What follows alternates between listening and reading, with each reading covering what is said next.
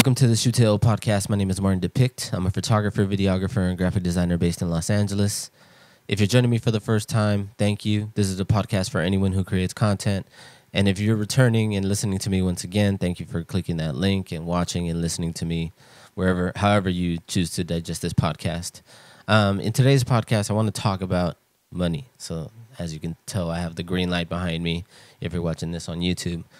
I wanted to talk about how I make my money because it might be insightful to some people that are getting started or trying to figure out a way how to maneuver themselves into making money doing creative things.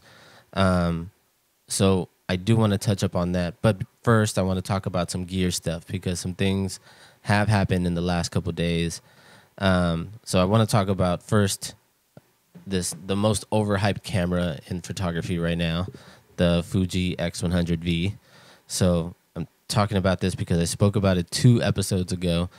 And what happened 5 days ago was that Fuji announced the next version of this well, they didn't necessarily announce it. It's been rumored that the next one will be announced or released on February 20th. And if you remember on that last episode, on the second one, I think, you will remember that I specifically said that this camera's about to be 5 years old in February, and almost to the day. I think the first one was released February 22nd. This next one's going to be released February 20th. They're announcing this next one. There's not a lot of information out there that's validated, but what is rumored is supposedly it's the same exact camera, and they're upgrading the sensor and the processor in there. So you're going to get a 40 megapixel sensor, upgraded from this one, which I'm not even sure what this one was because that was not a reason why I got this camera. And the processor is going to help with faster autofocusing. What I'm hoping is that they upgrade the battery as well, because I go through these batteries pretty quickly because I love shooting this thing with flash. And when I'm shooting with flash, I have to end up replacing the battery probably after like a couple hundred shots, I would say. I would say like 150 shots, I would probably have to replace the battery. It would still say that I have more than half of the battery left on the camera, but it would just take so long for the flash to recycle. The reason why I wanted to talk about the X106 now is because this is a great opportunity for these people that have been waiting and wanting this camera for a long time and not have to pay the resale cost, because I was one of the photographers that paid resale value for this camera, and it's not something that I'm necessarily proud of. It's the first piece of gear that I actually paid more than what it was worth, just because of all the hype. I got this camera 2 years ago, and I paid, I think, $400 more than what it was worth MSRP. So I don't necessarily regret it because I do love the camera and I love using it. It's something that I love to take to like family get-togethers, or I'm going to take it to Disneyland, or I use it to take pictures just when I'm out and about with my girlfriend, with family and stuff. So it's a great camera, but do I wish I had not overpaid for it? Yeah, for sure. Because this new one's about to be announced or be released in less than a month, this means that the value of the 5 is probably going to go down. And you're probably going to start seeing a lot of them come up on the resale sites.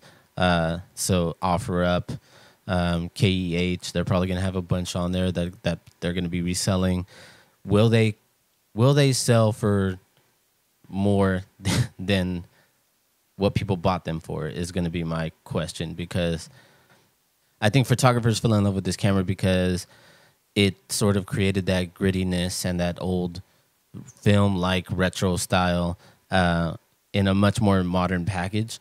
So I do think that it's still good for that. What I'm a little worried about in this newer version is that with upgrading that sensor, is it going to make the photos a little bit too sharp? Is it going to make them look too modern? Is it going to take away from that grittiness that we wanted in the photos? So that's like a big question that I have with this camera, or with the newer camera that's coming out. Am I going to get it? Yeah, 100%. I'm gonna get the X106. I think if it ends up being a better camera and I end up paying MSRP for it, I'm going to be really happy with it. And I have a feeling that this one I'm still going to get a good value for it if I decide to resell it. So I'm I'm excited for that. But I honestly just wanted to talk about that because I was right about something. I talked about them, probably going to release another camera soon, and little did I know they definitely did. It's crazy to just like to it was like sheer luck, but it's funny. And then I also want to talk about gear that I'm just going to get in 2024. Um, because obviously this camera is one of them. So the X106 is going to be one of the pieces of gear. We talked about the 24 to 105 F28, which I already have my order in. That's already paid for, actually. I'm just waiting for me to get mine. So I'm just waiting for that call so I can go pick it up. But there's like 3 more things that I kind of want to get that are on my list. One of them is the DJI 8K sensor for the 4D. This is the DJI 4D, and this has the 6K sensor on it. So I have gotten a lot of use out of this camera. I really enjoy using it. I love the fact that there's a gimbal already built into it. I purchased the RAW license for this camera, so I'm able to shoot 6K RAW in ProRes. From what I hear, or from what I hear from other creators online, is that the RAW out of this is comparable to what Red gives you, in some cases even better. I cannot sort of like validate that claim because I do not shoot Red, and I have never shot Red. I'm not digging at them. I think they're like a great company, but I jumped on this immediately. I was like, I put in my pre-order as soon as they announced it. I received it, and I've been really happy with it since. I purchased it with a 24mm DJI lens. So I will be ordering the sensor for this, the 8K sensor that attaches to the camera right here, basically. I can just unscrew this, put the new sensor on there. And the sensor is coming in at $3,600. It's not too expensive if you think about it, that I'm getting basically a brand new camera for $3,600, 8K RAW. It can do 8K 60. I'm not sure what it does in slow motion, but I know that you can get more dynamic range out of that sensor from the test that I've seen. And I'll link to one in the description if you guys wanted to go check that out. If you guys want to go know more specifics about that sensor, because I think Gerald and Dunn did a pretty comprehensive test on that. So I'll just go ahead and leave that link to that video in the description so you guys can know more. But that's definitely one of the things that I want to get in 2024. The next thing that I want to get in 2024 is something that's been on my list for the last couple years, but I've just been waiting for Canon to release it. So when I originally switched over to the R system, I started with the R, then I went with the R5, and then from the R5, I got the R5C now and have been shooting all mirrorless Canon. Got rid of my 1DX Mark II, and it's been an amazing system. But one thing that I have that I don't really like doing is adapting the lenses. Not that they don't work with the adapter. It's just one more thing for me to put in my bag that I can have the opportunity to forget, and then that just sort of causes an extra headache. So I'm waiting for them. I've been waiting for them to announce and release a 35mm 1.4. I will be happy with the 35mm 1.4, but apparently, supposedly, there has been some rumors of Canon releasing a 35mm 1.2. That lens would be amazing. Sigma, I know, already released the 35 1.2. I haven't used that lens, but I only hear great things, and f1.2 at that wide, or at that focal length would be amazing. The 35mm has always been my favorite focal length. I think I have taken some of my best portraits with 35mm, and for there to be a 35 1.2, I think it just sort of opens a lot of opportunity for me in different situations. So I'm definitely going to be getting that. And then the third thing that I'm going to be getting in 2024 is I finally think I'm going to be switching over to Pro Photo. It's been something that I have pushed back on for a really long time. My first strobes were Alien Bees. I think a lot of people start with Paul C. Bluff. They're really affordable. They're like a great entry-level product. Not the most reliable. And then I sort of upgraded to Godox or Flashpoint. It's the same company. They're just different brand names. One of them is, I think Flashpoint is the American name, or actually no, I think Flashpoint is owned by B&H, and Godox is the brand that manufactures Flashpoint. So they're both the same thing. So you can use Flashpoint and Godox together with the same remotes and stuff. And I have before. I did in my last shoot in my Patreon. But I've loved using both Godox and Flashpoint. I think they're great products. There have been some inconsistencies, like the Flash having misfires. Misfires are bound to happen, but then there's also times where, like, as you go on this, or as you keep shooting, sometimes I have to switch the strobes halfway through a shoot because the bulb ends up overheating, or the light itself ends up overheating, so I have to switch it out for another unit. And that's just like little annoyances for me. So I have always said that Profoto is like the Apple of photography. They're just like, they charge, I know for sure that they charge way too much for their products, but the reason why they charge so much is because consistency, color temperature, is just everything about them. They deliver on what they on what they advertise. It's going to be a really big jump for me, but I think it's finally time for me to do it. I'm really excited to do it. I have used Profoto before. I always request them if clients allow me to rent gear and stuff, because they're just the best product, and they're something that doesn't really fail. I can definitely count on them too. And I don't have to worry about having extra lights on set just in case there's backups, even though I probably should. But yeah, and that's definitely one thing. I guess there's one more thing that I might want to get in 2024, and that's going to be a medium format digital camera. And I've thought about it before. It's always that. It's always either the medium format digital camera or a Leica. There's two of those things where, like, they're very niche products. I don't think I would use them that often. The thing with the medium format camera is that they shoot usually really high megapixels, right? So you have Hasselblad, you have Fuji, and then you have Phase 1.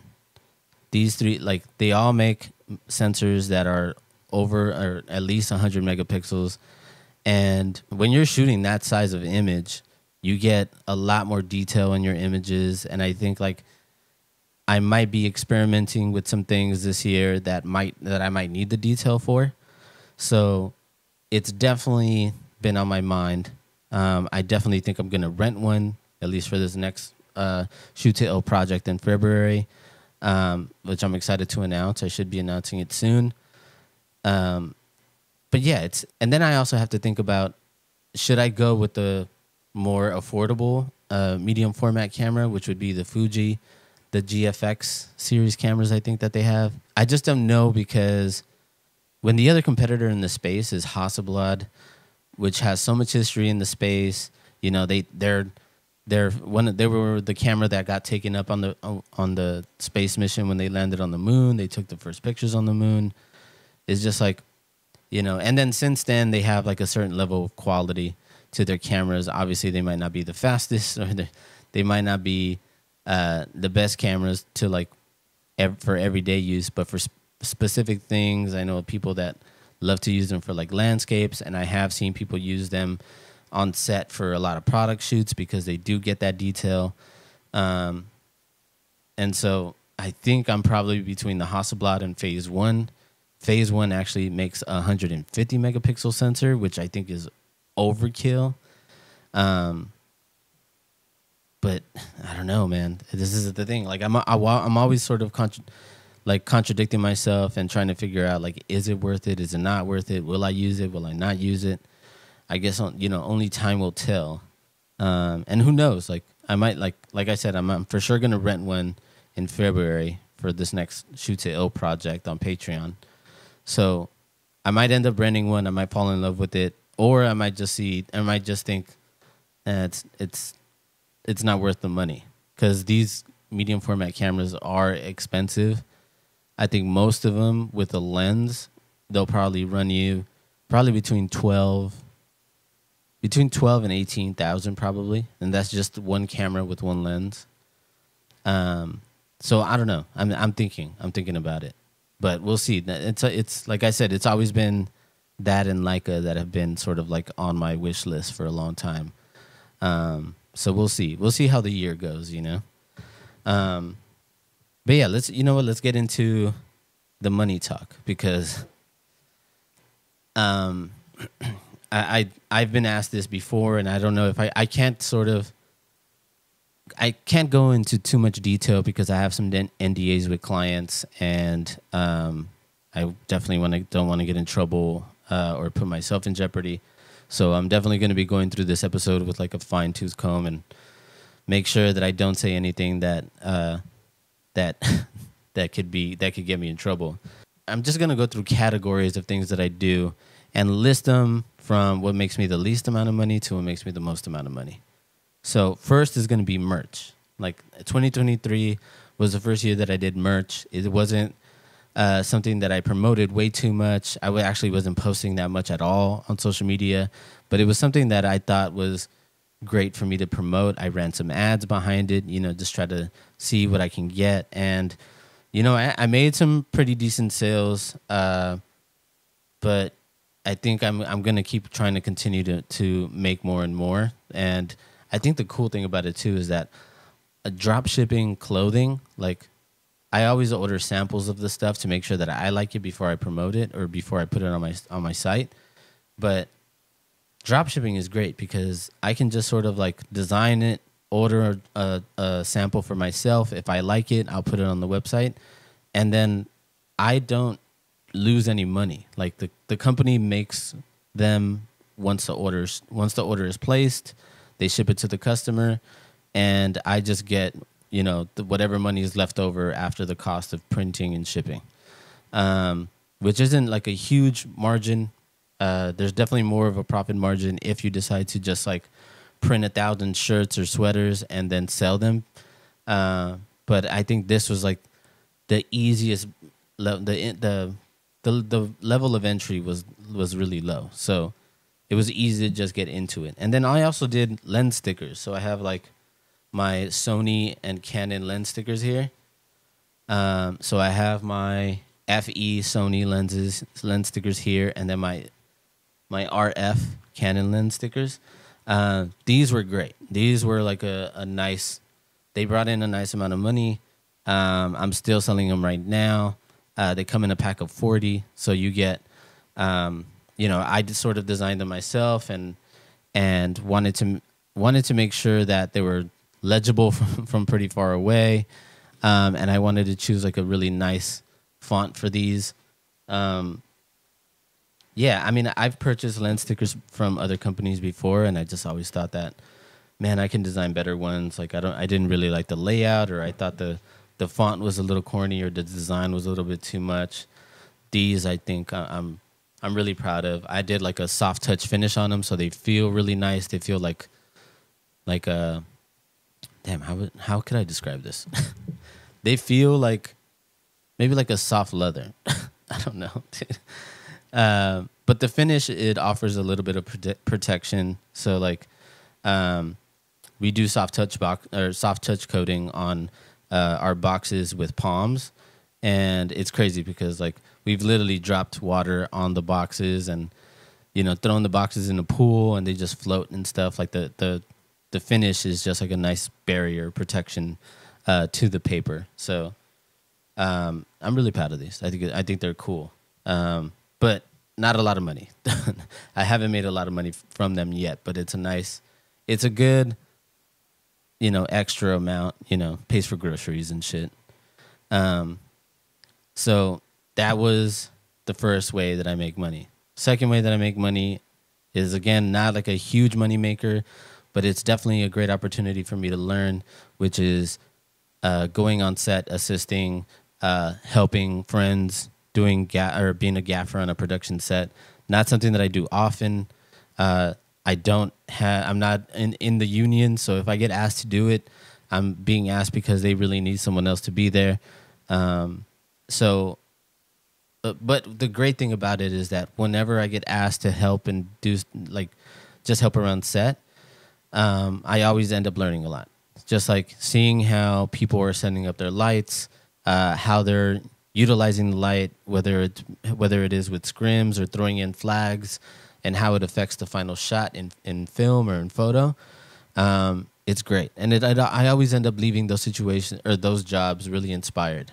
So last year I probably assisted maybe 4 or 5 times. Not a huge amount, but it's a great way to make some extra money.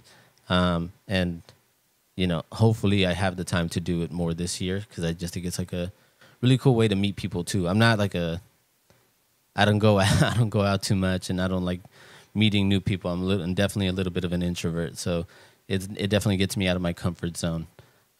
So we'll see if it's something that I continue doing a little bit more of this year. The next way that I make money is something that I'm doing less and less of, but it's still great. A great way to just sort of like sharpen my skills, which is graphic design. I think as I continue to get more into photography, videography, I think I definitely do less graphic design. I think the need for graphic design has gotten a lot less. I think there's a lot of programs and apps out there that can really help sort of like do a lot of the base design that you need. For instance, like Midjourney and all these AI software that you can just type in prompts and get logos and stuff like that, and then from there you can finalize them in Photoshop or an Illustrator to sort of really customize it or make some small changes and tweaks to really make it your own. But it's not something that I take on. It's not like I don't enjoy doing it. It's just that with graphic design clients, there's just always multiple revisions, and a project never just takes a day. A project always takes like multiple weeks, and people always have multiple rounds of edits, and it's just like more trouble than what it's worth for me right now. I think like, especially when it comes like comparing it to photography and editing and stuff, to where like you're just sort of delivering the content. This is sort of you're definitely having to finalize it and perfect it multiple times. And sometimes I've had clients change their mind about what they want, like almost like halfway through, and then we've had to like start all over. But it's been really cool to just sort of start to utilize some of the AI tools that are available. Like an example was ChatGPT. So when I was designing that ad for the whiskey bottle in my Patreon live stream, I was having trouble coming up with a tagline for them. I looked on their website; they didn't have a tagline, and I was like, "Damn! Like what?" So I kept thinking, I just kept going back to like wild something, just because there's a bear on it, and so like I just kept thinking of something that had to do with the bear, and I gave up maybe like 5 minutes in, and I was like, you know what, let's just go to ChatGPT, and I typed in, give me a tagline for a California-based whiskey company, and literally one of the first ones that it spit out, or I think it was the first one that it spit out, it said California Spirit. I mean, not sorry, it said Golden Spirit, which is a little bit of a double entendre because Golden State, Spirit also meaning alcohol. It was just perfect. So I just designed Golden Spirit as the tagline, and that was it. And it's super helpful when you get into those moments to where you kind of get like a block. For logo design as well, if I have a client that's asking me to design a logo, I will ask them to be as descriptive as they can be, whether they want like a custom illustration or something like that. I'll just go into Midjourney and try to get as many different options of logos that I can. The AI software, a lot of them are not great with typography yet. So a lot of the times you get like these sort of like rough outline designs of like where the illustration looks amazing, but the font reads some like, I don't know, it's like some weird gibberish font. that you then have to replace yourself. So it's cool to just sort of get a bunch of those, I guess prompts and options, and then figure out, is this heading in the right direction?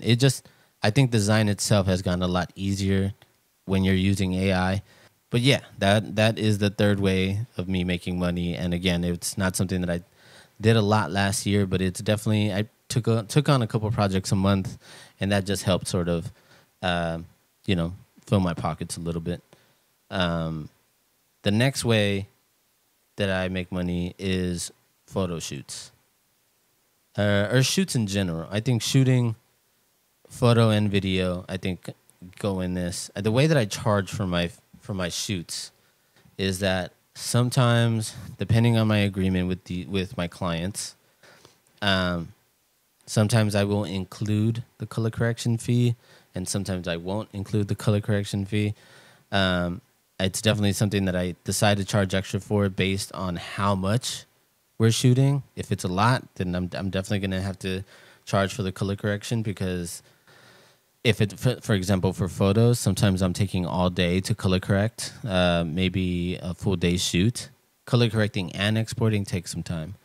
I think one thing that has led me to get more work, and this is definitely up for debate, because I know a lot of people that don't like doing this, but I have sort of let go a lot of the ego when it comes to taking the photos, and just sort of, I used to be one of those photographers that was like, no, if I'm going to shoot this, I'm also going to edit it. And I want it to be mine from beginning to end. And I stopped being like that a long time ago, a couple years ago. Like, I saw the need that a lot of my clients needed, and they didn't necessarily need me to edit. They just needed me to shoot, color correct, give them the files, and then they would just edit them or not edit them. They would just like the way they looked at a camera. And, if that was what they wanted, then that's what they paid for, then that's what they're getting. It was definitely hard at first to sort of like swallow that pill, just because it's your work, right? And if you're shooting it and you sort of like hand off the photos are not completed, it might be something that you're like, that I don't know, that could affect you, because maybe they did something, maybe they over edited the images, maybe they didn't edit enough, or maybe they did just something crazy to, that doesn't look good at all. But I just stopped caring about it, just because there's other things out there that deserve my time, and I didn't want to stress about it. And I think with me sort of like letting go of a lot of that ego came a lot more work, because people sort of liked that I did that. But I do charge for exporting all the photos. I do charge for color correcting all the photos. I also charge for the full rights to images if they want the full rights to the images. I don't know if a lot of people know this, but if you shoot and there isn't a release involved, the photographer owns the images. So it's crazy that I don't mind signing a release. I like to retain some rights just in case if I want to do some book, like a coffee table book or something when I get older. But yeah, I mean, like people should have the rights to their images. I think it's only fair. But they also have to pay for that, right? Because we took part in creating that. So yeah, that obviously shoots was a big thing. I think I shot on average probably 15 to 20 times a month. And I think this year it's probably going to be the same, probably a little bit more this year actually. And I'm actually looking to probably take on less. I don't want to sort of like stress myself out. I think one thing last year that I didn't really talk about is that towards the beginning of the year last year, I was having like, mild panic attacks, and me not necessarily knowing what the fuck it was.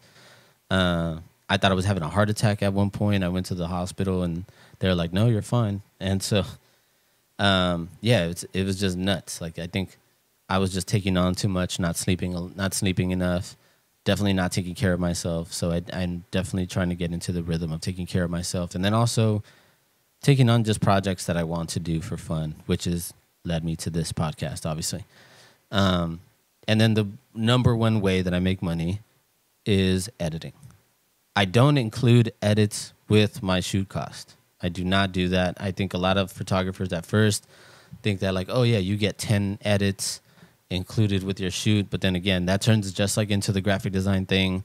If I'm shooting and editing, then there's revisions. It's just like, it's more time than what it's worth. If I were to just edit 10 photos and deliver them, cool, that's it. But a lot of the times there's revisions, or I've had to like Photoshop different color clothing to be another color, and I just charged my base fee for that when I should have charged way more because it took way longer than I expected. But editing is definitely fun just because like I'll get requests from, like I just got a request last week for from a record label to edit together some images for a single cover. And so I just sort of edited images together, put different images together, added a font in there, just like a couple different options for them to choose from. I always think that I can always do better if I was given more time. But the thing with a lot of those projects is that I get them it's usually like I need 3 options by the end of the day. I need 3 options by, in 3 hours. I remember one of my classes, we designed a whole music artwork, like not just the cover, but the back cover, the inside booklet. Now I get it. Most people don't even know what that shit is anymore. CDs, before MP3s and shit, before you listen to everything on streaming, you had CDs, and then in the CD came a little booklet. So we designed the whole booklet that came in with the little CD. And that project was a whole semester. Like it wasn't just a couple days or a couple weeks. Like it was a whole 3 months of working on that one project. And that was, it was fun. And I always felt like walking away from those projects that you ended up really liking what you created. But when you're just asked to do something in like a couple hours, it's like, I can't sort of have, again, it goes back to the ego thing. I can't have too much ego going into this because they might be asking for other people to mock stuff up, and they might not even choose my design. They might go with someone else's design. So it's just literally just those projects that come in. Again, that's more graphic design, but it does include photography and editing. So, but editing altogether, I think right now, I'm editing probably about, I would say, almost 900 photos a month. Not just myself, but it's me, my girlfriend, and an assistant. We all just sort of tag team these photos together. And it's been great. And obviously, I think I can say this without getting in trouble, but a lot of these photos are for OnlyFans. So they're exclusive photos that I'm not allowed to show anyone. That's why I don't necessarily post these photos anywhere. I don't have the right to post them anywhere. I sign a release to these images, so my clients own the photos, and I just work on them. What's been actually really crazy is that OnlyFans itself, in 2020, when a lot of us weren't working that much, but it was definitely one of those platforms that created a lot of work. And what happened was that the people that got really successful on that platform needed more and more content. You can't be successful on that platform without using content. So a lot of the people that aren't successful, they just repost a lot of the same shit. And a lot of the people that are successful are always shooting. They're always putting stuff out. They're always live streaming. So it's like a lot of that stuff. And I think being around that, seeing the production side and what goes into, the work that goes into running those accounts, like it's not easy. It's been really cool to see a lot of the clients that I work with succeed on the platform, just because a lot of them do work hard, and I try to make it as easy as possible for them. but it's been really cool, and it's obviously been, it's basically turned into my day-to-day job now. But really great to just sort of be in a position to where I can work from home. My girlfriend can work from home. She's editing with me. I can offer, work to people that need it, like my assistant. And it's just been great. It's just been great to sort of just be in this position to continue to do what I love. Like doing this 14 years now, it's crazy to still think that I'm still doing it, and think that I'm still growing year over year, making more money year over year. I wish I could be more specific with things and like tell you guys how much I'm making, but it's definitely enough. It's enough to buy all the gear that I talked about in the beginning of the video. So I'm happy.